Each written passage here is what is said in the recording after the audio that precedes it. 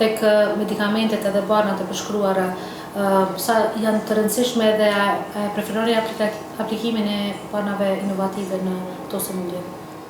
Po, na vetëm kemi barna, domethënë edhe të reja që po mundohem t'i sigurojmë, edhe pse barnat e reja kur po dalin ato zakonisht po kanë çmime shumë të larta.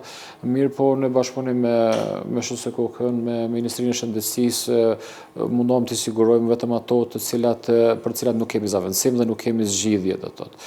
Kështu që në përgjithësi nuk kemi ilaçe shumë të shtrejta me përjashtim të skleroza multiple. Po dhe aty kemi bërë një selektim do të thotë, dhe aty kemi kombinime të ndryshme, janë pak më të shtrejta, ka dhe barna që janë më të reja, mirë po zakonisht ata janë vetëm për pacientë të cilët i kanë kalu fazat tjera dhe me ilaçe më të themi ashtu më të lira ose më të vjetra, po që nuk kanë humbur reagimin atë.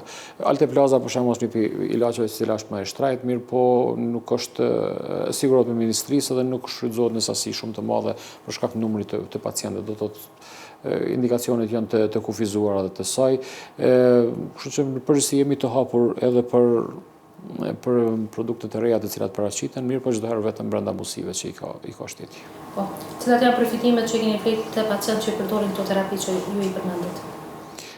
Përfitimet janë të mira. Definitivisht, domethënë, në këtë rast përvoja jonë është më e madhe të skleroza multiple, do të thotë, për shkak se numri më i madh është i pacientëve, janë rreth 600 pacientë, dhe në fillim, domethënë, në tërë botën janë përdorur një grup i barnave që janë quajtur interferone, të cilat dhe Kosova i ka siguruar para 15 vitesh diku. Ata pacientë që i kanë marrë ato, do të thotë ilaçe kanë qenë shumë më mirë se pacientë që kanë qenë pa terapi fare. Mirë po duke filluar këto 10 vitet e fundit ka produkte të reja të cilat kanë dalë, të cilat atko kanë qenë inovative, veprojnë përmes mekanizmave të tjerë, janë me më pak efekte anësore, mirë po janë shumë të fuqishme.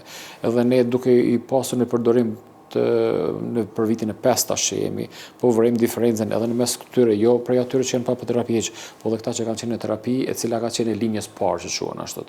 Pra, në lumtimet që janë bërë këtë në shtetet skandinave ku kanë përvojë shumë më të gjatë për shkak se kanë numër më të madh pacientëve, dekada e fundit e këtyre pacientëve ka qenë dramatikisht shumë më e mirë se sa dekadat më përpara kur s'kanë ekzistuar këto produkte inovative të cilat fatmirësisht edhe në numër të caktuar i kemi në Kosovë dhe pacientët tonë i gëzojnë faktikisht siç e marrin edhe në pjesë të Evropës. Kështu që rezultatet i vrejmë ne, po i vrejnë edhe vetë pacientët. A mendon se Kosova duhet të investojë në terapitë inovative? Po, ja vlen që të investohet, nëse jemi një vend i vogël ashtu të mirë, po sigurohet mirëqenia e popullsisë. Nëse me këto terapi përmirësohet jeta e pacientit, nëse përmes këtyre terapive mundsohet, siç është për shembull te skleroza multiple, që pacienti të punojë vetë, të mos bëhet i varur prej dikujt tjetër, të mos bëhet barre familjes, të mos bëhet barre shtetit, atëherë kjo është një përfitim. Thjesht më mirë që të investojmë në terapi që ai ta mbajë vetveten, se sa të investojmë pastaj që të bëjmë terapi rehabilituese, të angazhohet gjithë familja rreth tij, të bllokohet, të lëshojnë punën dikush për të kujdesur për një familjar të sëmurë. Kështu që më mirë të investohet te pacienti.